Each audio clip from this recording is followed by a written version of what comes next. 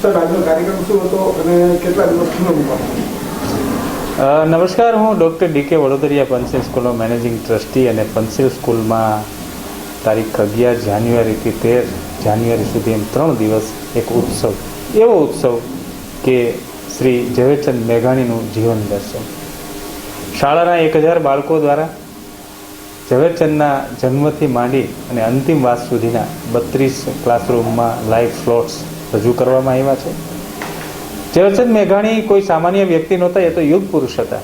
ભારત દેશ હજી આઝાદ પણ નહોતું થયું અને એ સમયમાં એ સમાજની જે પરિસ્થિતિ હતી એને ઉજાગર કરવા, એને જાગૃત કરવા, એના જીવનમાં પ્રાણ પૂરવા, એમાં શક્તિનું સિંચન કરવા માટે એ બંદાએ ખૂબ સખત મહેનત કરી છે. ઝવેરચંદ મેઘાણી માત્ર ને માત્ર લોક સાહિત્યકાર નહોતા, એક લોક સાહિત્યના સંશોધક હતા.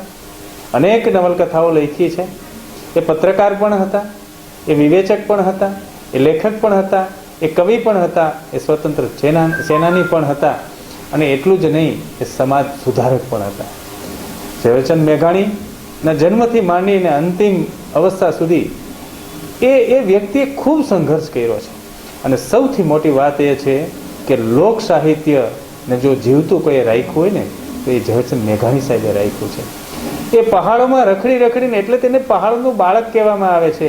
એ નેહડામાં રખડી અને લોક સંસ્કૃતિ એની બાબતો છે એ ઉજાગર કરી છે. આપ જાણો છો કે સૌરાષ્ટ્રની રસધાર પુસ્તકો આપણા જીવનમાં પ્રાણપુર એવા પુસ્તકો છે.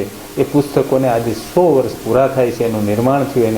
એની શતાબ્દી નિમિત્તે પંચશીલ શાળામાં સુંદર મજાનું આયોજન કરવામાં આવ્યું છે.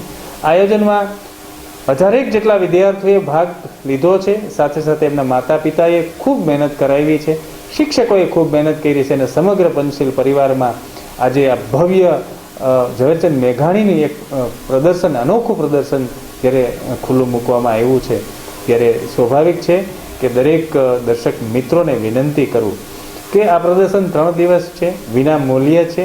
તમારા બાળકોને પૂરા પરિવાર સાથે આ પ્રદર્શન જોવા આવો. હું ચોક્કસ ખાતરી સાથે કહું છું કે આ પ્રદર્શન જોઈ અને તમારામાં ને તમારા બાળકોમાં એક શક્તિનું સિંચન થશે. ખૂબ ગમશે, ખૂબ આહલાદક છે.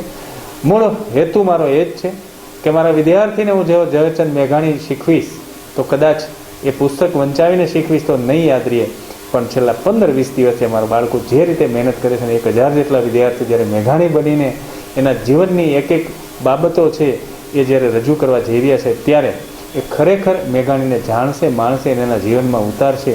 અને 2-5 વિદ્યાર્થીમાં મેઘાણી જેવા જીવન જો બનાવશે તો મારું શિક્ષણનું કાર્ય સાર્થક થયું કહેશે. Thank you very much. ખાસ એક ગાંધીજી સાથે સ્વતંત્રતાની જે પહેલ હતી એની અંદર પણ જોડાયા હતા અને સેનાની પણ ગણાય. સ્વાભાવિક છે કે મેં કીધું એ કાળ છે 1920ની આજુબાજુનો જે સમય છે એ સમયમાં સમાજની સ્થિતિ બહુ દયનીય હતી અને એને ઉજાગર કરવા માટે ઝવેરચંદ મેઘાણીનું જે સાહિત્ય છે એ સાહિત્ય એટલું બધું અસરકારક કર્યું. અને મેઘાણી સાહેબે ગાંધીજી સાથેની એની જે મુલાકાત થઈ, પહેલી જ મુલાકાતમાં ગાંધીજી એને ઝવેરચંદ મેઘાણી સ્પર્શી ગયા હતા અને એનું સાહિત્ય વાંચી એટલા બધા ખુશ થયા હતા. અને સૌથી વિશેષ વાત એ છે જ્યારે ગોળમેજ પરિષદમાં ગાંધીજી ઇંગ્લેન્ડ જાય છે ત્યારે છેલ્લો કટોરો નામનું એક કાવ્ય છે એ ગાંધીજીને એ છેલ્લી અવસ્થામાં, છેલ્લા સમયે એને સ્ટીમરમાં મોકલે છે અને ગાંધીજી ત્યારે ખરેખર એમ કહે છે કે મેં જે વિચાર્યું હતું એ મેઘાણીજીએ લખ્યું છે. અને ત્યારે એમને રાષ્ટ્રીય શાયરનું બિરુદ મળ્યું હતું.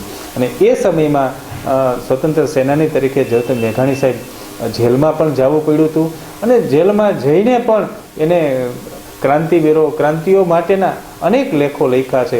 એટલે એ વ્યક્તિને ક્યારેય ભૂલી ન શકાય. એ સ્વતંત્ર સેનાની તરીકે ખૂબ સરસ રીતે એનું પોતાનું કાર્ય કર્યું.